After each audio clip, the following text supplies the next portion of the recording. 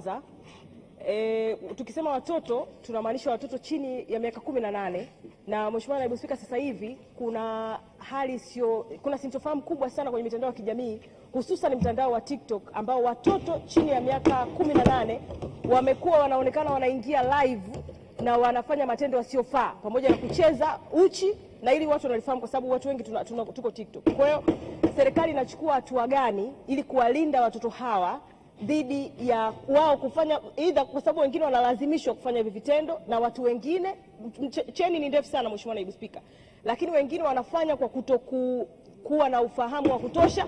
Sasa serikali inachukua hatua gani kuzuia vitendo kama hivi ambavyo vingi kwa kweli vinafanywa na watoto chini ya miaka 18? Lakini Mheshimiwa Naibu Spika, swali la pili, kwa sababu ukiondoa na ukatili kwenye mitandao, kuna udhalilishaji wengine ambao unafanyika kwa watoto mpaka shuleni na majumbani. Serikali sasa inapanga vipi kushirikiana na TAMISEMI ili waandae majukwaa maalumu ya watoto mashuleni ili wajengewe uwezo, wawe wanaweza kuripoti udhalilishaji na ukatili ambao wanaweza kuwa wanafanywa katika mazingira yao? Mheshimiwa Waziri. Asante sana Mheshimiwa Naibu Spika, napenda kujibu maswali mawili ya Mheshimiwa Nusrat kama ifuatavyo. Swali lake la kwanza, serikali itachukua sheria kali kwa mtu yoyote yule ambaye atatuma video ambazo hazina maadili na kuonesha katika mitandao yote ya kijamii. Serikali iko makini na serikali ya awamu ya 6 inajali sana watoto na inaendelea kufanya miongozo mbalimbali kuhakikisha vitendo hivyo na kutuma picha hizo za ovyo zinakomeshwa ili kuhakikisha nchi yetu inakuwa salama na watoto wetu wanakuwa salama.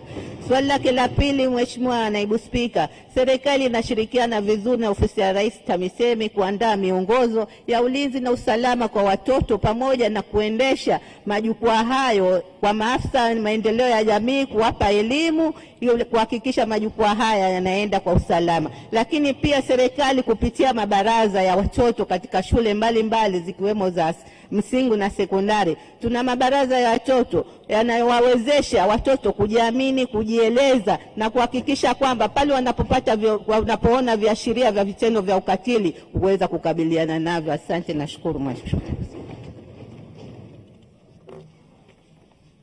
Asante Mheshimiwa Waziri.